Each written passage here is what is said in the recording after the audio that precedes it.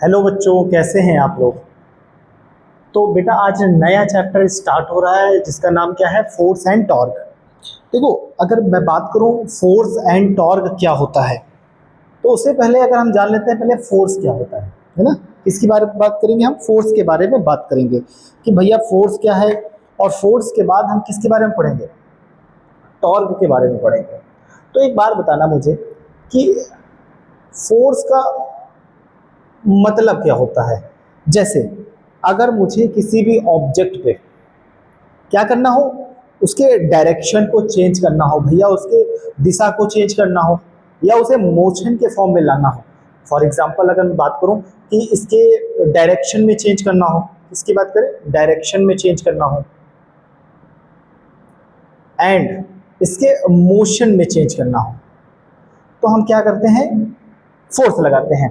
और फोर्स तब लगाते हैं जैसे मान के चलो कि मेरे पास कोई ऑब्जेक्ट है और इसका कुछ ना कुछ मास है, और ये ऑब्जेक्ट सरफेस पे अभी रखा हुआ है, मतलब इसका एम जी यहाँ पे आ रहा है, इसका जो फोर्स है, इसका जो मतलब इसका जो मास है वो नीचे की तरफ आ रहा है।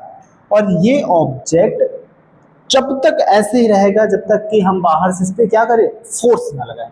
क्या ना लगाएं, फोर्स ना लगाएं। अब मान के चलो अगर मैं फोर्स इस तरफ लगा रहा हूं, अगर मैं फोर्स इस तरफ लगा रहा हूं, तो ये कहां आ जाएगा, ये इधर आ जाएगा। और विथ एक्सेलरेशन, भैया जब हम फोर्स लगाएंगे तो कुछ ना कुछ इसकी स्पीड होगी, और वही स्पीड क्या करे, वही स्पीड क्या कहलाती है, एक्सेलरेशन। अब देखो, ये यहां से यहां आ गया, यानी कि इसका मास क्या चेंज हुआ, नहीं चेंज हुआ। तो ये दो तरीके से हो गया। एक तो ये इसने क्या किया, अपना डायरेक्शन, डायरेक्शन तो नहीं चेंज किया, डायरेक्शन चेंज किया, नो, डायरेक्शन नहीं चेंज हुआ। लेकिन क्या ये मोशन के फॉर्म में आ गया है, क्या ये भैया मोशन के फॉर्म में, यानी कि गति के फॉर्म में आया है कि नहीं आया, बिल्कुल आया है। ठीक है, तो जब कभी किसी वस्तु पर या किसी ऑब्जेक्ट पे हम फोर्स लगाते हैं और उसका हम क्या कर दें, पोजीशन चेंज कर दें, क्या कर दें, एक और इसका हम बोल सकते हैं कि हम इससे क्या कर सकते हैं, पोजीशन को चेंज कर सकते हैं, है ना, पोजीशन चेंज कर सकते हैं। जब पोजीशन चेंज होगी तो ऑटोमेटिकली इसमें क्या होगा, मोशन हो जाएगा। क्या हो जाएगा, मोशन होएगा। समझ में आ रहा है कि नहीं आ रहा है। तो कहने का यही मतलब है। तो अब बात करते हैं भैया कि फोर्स की यूनिट क्या होती है। अगर मैं बात करूं इसकी यूनिट क्या है, तो इसकी यूनिट होती है न्यूटन। इसकी यूनिट क्या होती है, न्यूटन। अब अगर मैं बात करूं कि जो फोर्स के सीजीएस यूनिट क्या होती है, किसकी बात कर रहा हूं बेटा, कि भैया बताओ कि फोर्स की सीजीएस यूनिट क्या है, सीजीएस यूनिट क्या है, तो सीजीएस यूनिट है डाइन। क्या है बेटा, डाइन है। अब मुझे एक बात बताओ, एक न्यूटन में, क्योंकि न्यूटन किसका यूनिट है, फोर्स का, एक न्यूटन में कितने डाइन होते हैं, 10⁵ डाइन होते हैं। कितने डाइन होते हैं बेटा, 10⁵ डाइन होते हैं। तो इससे हमें क्या क्या पता लगा, इससे एक तो चीज पता लगी कि फोर्स क्या करता है, डायरेक्शन चेंज करता है फोर्स से। फोर्स जब डायरेक्शन चेंज करेगा तो मोशन भी करेगा। और फोर्स की यूनिट क्या होती है, न्यूटन होती है। फोर्स की यूनिट क्या होगी बेटा, न्यूटन होगी। अब फोर्स क्या करेगा, अपना पोजीशन, फोर्स से हम क्या कर सकते हैं बेटा, पोजीशन भी हम चेंज कर सकते हैं। फोर्स की सीजीएस यूनिट क्या है, डाइन है। एक न्यूटन में कितने डाइन होते हैं, 10⁵ यानी कि 10⁵ डाइन होते हैं। समझ में आ रहा है कि नहीं आ रहा है, कोई दिक्कत।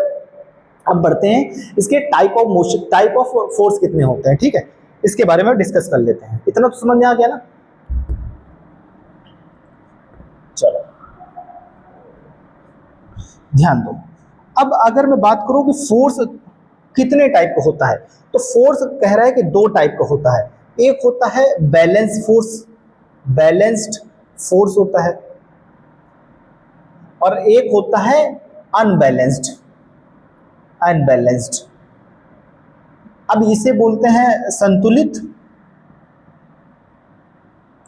और इसे बोलते हैं असंतुलित, असंतुलित। ठीक। अब ये बैलेंस फोर्स का मतलब समझो कि कोई ऑब्जेक्ट है, भैया कोई ऑब्जेक्ट होगा, ऐसे मान के चलो ये ऑब्जेक्ट है, ठीक, और ये सरफेस है, ठीक है।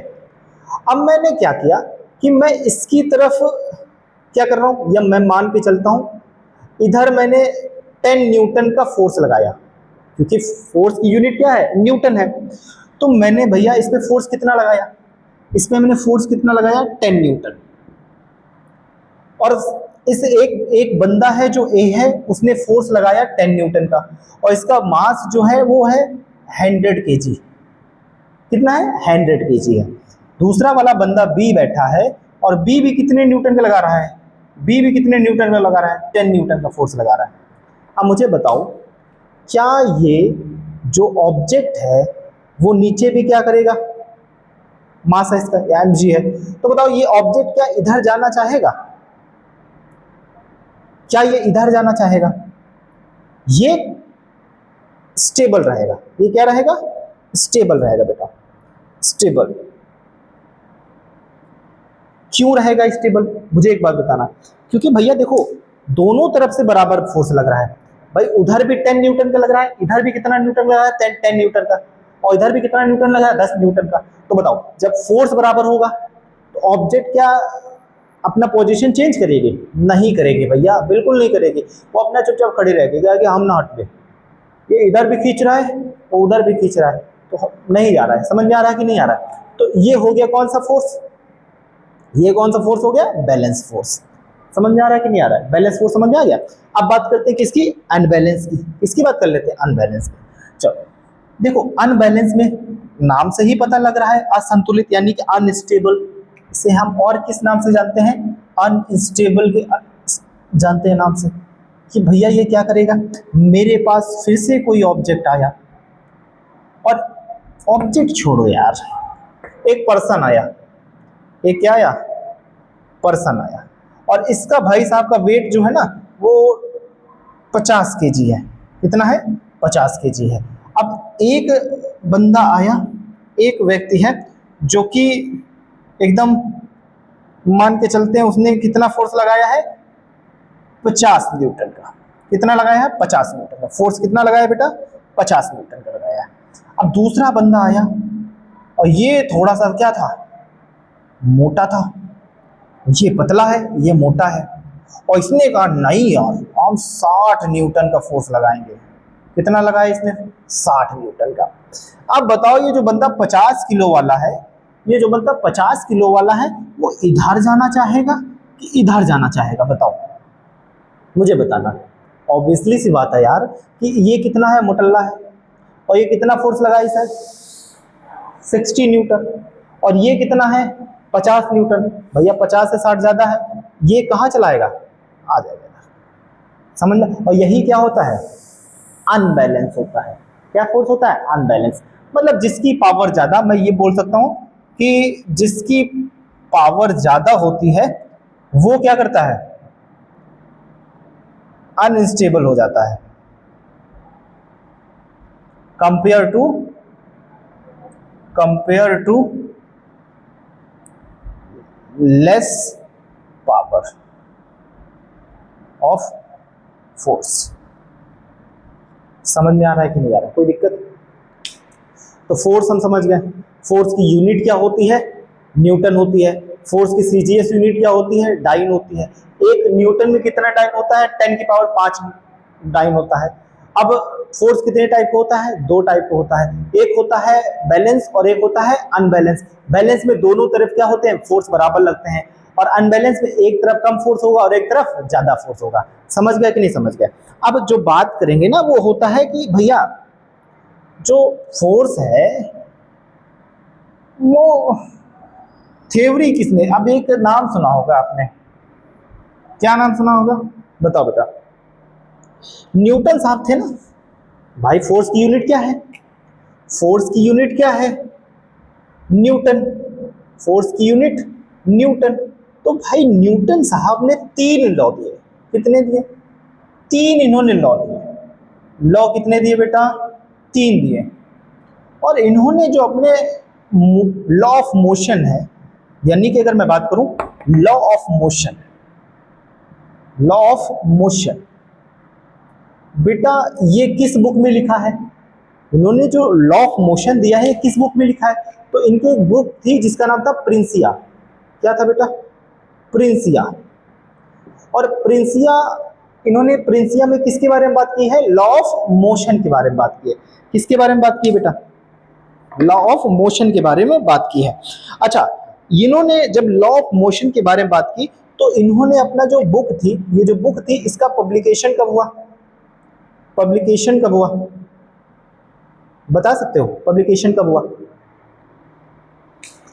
इसका पब्लिकेशन जो किया 1687 में किया। कब किया बेटा?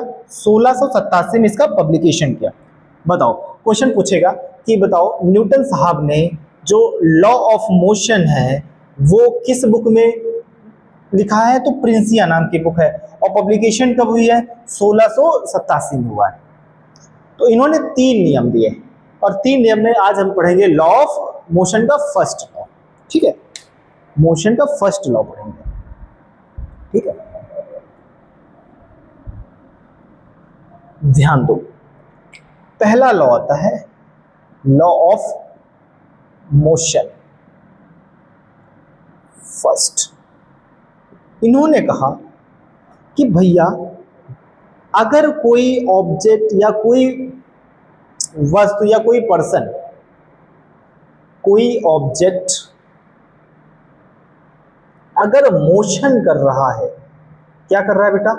मोशन कर रहा है, तो वो तब तक मोशन करता रहेगा, तब तक मोशन करता रहेगा या स्टेबल रहेगा जब तक कि उसमें कोई बाहर से फोर्स ना लगाया जाए। बाहर से फोर्स ना लगाया जाए।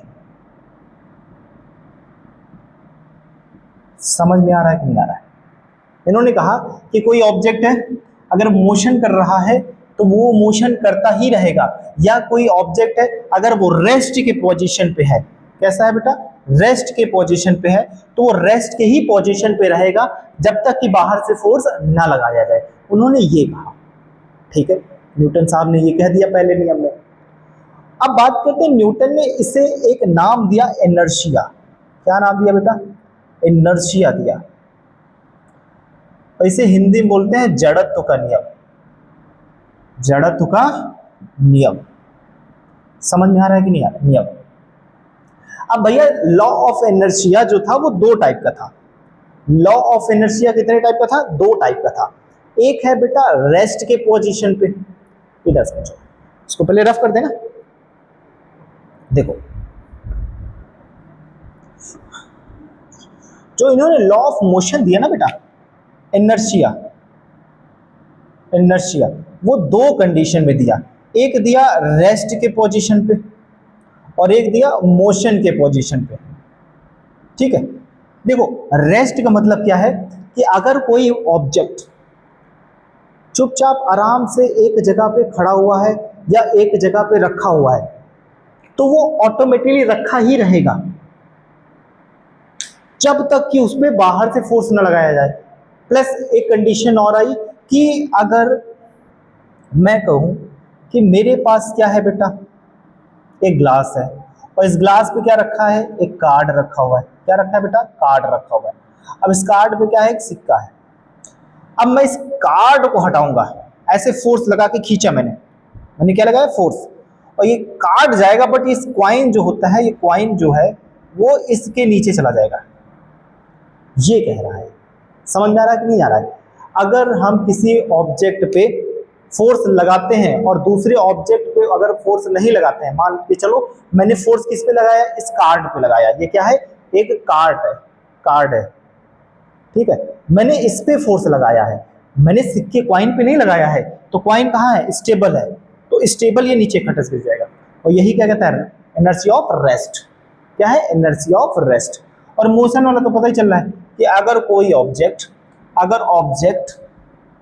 मोशन कर रहा है, वो मोशन तब तक करता रहेगा जब तक कि उस पर बाहर से फोर्स न लगाया जाए। यानी कि रोकना है उसे, यानी कि अगर उसे रोकना है तो क्या करना पड़ेगा? फोर्स लगाना पड़ेगा। और फोर्स कहाँ होगा? एक्सटर्नल होगा। एक्सटर्नल मतलब बाहर से, बाहरी। समझ में आ रहा है कि नहीं आ रहा है? तो ये थे लॉ ऑफ इनर्शिया। और लॉ ऑफ इनर्शिया दो टाइप का होता है, एक होता है रेस्ट के पोजीशन पे और एक होता है मोशन के पोजीशन पे। और इन्होंने लॉ ऑफ मोशन में फर्स्ट दिया क्या कि कोई भी ऑब्जेक्ट अगर मोशन कर रहा है तो वो मोशन करता रहेगा जब तक कि बाहर से फोर्स ना लगाया जाए, या कोई ऑब्जेक्ट स्टेबल है तो वो स्टेबल ही रहेगा, वो एक जगह ही रखा रहेगा जब तक कि उस पर बाहर से कोई बल ना लगाया जाए। ठीक है, तो अब नेक्स्ट लेक्चर में हम पढ़ेंगे लॉ ऑफ मोशन का सेकंड क्या था और फिर थर्ड क्या था। ठीक है, जब तक के लिए आप बढ़िया से पढ़ते रहिए और एकदम जो पढ़ाया जाए उसको रिवीजन जरूर करिए। ठीक है, क्या होता है कि ना कि हम स्कूल जाते हैं तो स्कूल में हमें बहुत सारा डिस्टर्बेंस मिल जाता है। मान के चलो अगर 6 घंटे आप स्कूल गए और 6 घंटे में आपने 2 ही 3 घंटे पढ़े, बाकी जो 4 घंटे आपके इंपॉर्टेंट टाइम है ना वो तो वेस्ट हो गया ना। बट वो आपको यूटिलाइज कैसे करना है वो आपको पता है। सबसे बढ़िया यूटिलाइज करने का तरीका ये है कि आप जो पढ़ाया जाए 2-3 घंटे में स्कूल में उसको आप बैठ के रिवीजन करिए। अगर आपका खाली पीरियड है ना तो आप क्या करो उसको रिवाइज करते रहो, और खाली टाइम पे यानी कि फ्री टाइम पे आराम से आप मैथ के क्वेश्चन से लगा सकते हो, या कोई भी सब्जेक्ट है जो आपका वीक सब्जेक्ट है उसको आप प्रैक्टिस करिए और रिवीजन करिए। ठीक है, मिलते हैं नेक्स्ट वीडियो में। ठीक है, थैंक यू सो मच।